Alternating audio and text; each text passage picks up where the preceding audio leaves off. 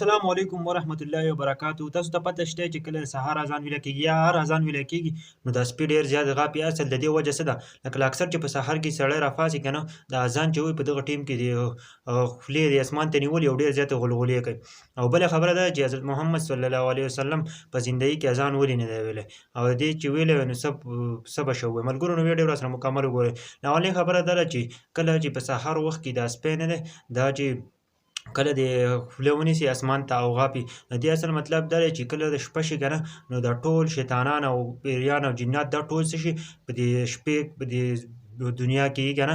او چې کله سحر شي که نه اذان ویله کېږي، نو دوی ټول دا شیطانان نه دي، دوی د اذان نه تښتي، او بلکې دوی ټول جنات چې کومه تښتي نو دې چې نو دا سپي یعنې د دې وجې نه دا سپي چې دي نو ډېر زیاتې غلغلې کوي او ډېر زیات. دویم نمبر حضرت محمد صلی الله علیه وسلم ولې اذان نه دی کړی؟ تاسو ته پته شته چې د موږ د دنیا چې الله پاک جوړه کړله، الله پاک پیدا کړله، نو صرف د حضرت محمد صلی الله علیه وسلم په وجه باندې. او حضرت محمد صلی الله علیه وسلم باندې ډېرې معجزې کړلې. حضرت محمد صلی الله علیه وسلم هر شي تابع دی که نه.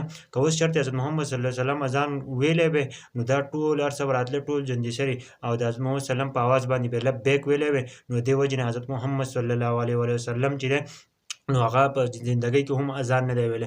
بل دا چې اذان چې خلک وایي که نه، نو دا شیطان وایي ډېر زیات لرې تښتي. ولې چې کله اذان خلک وایي نو هغه په اذان کې متوجي که نه غافي کېدی په اذان کې نه شي. چې کله اذان وایي خلک متوجي اذان وایي، نو دا شیطان ډېر زیات لرې تښتي. چې کله اذان ختم شي نو دا بیرته راشي، او چې کله خلک په لمونځ باندې ودرېږي نو بیا څه کوي؟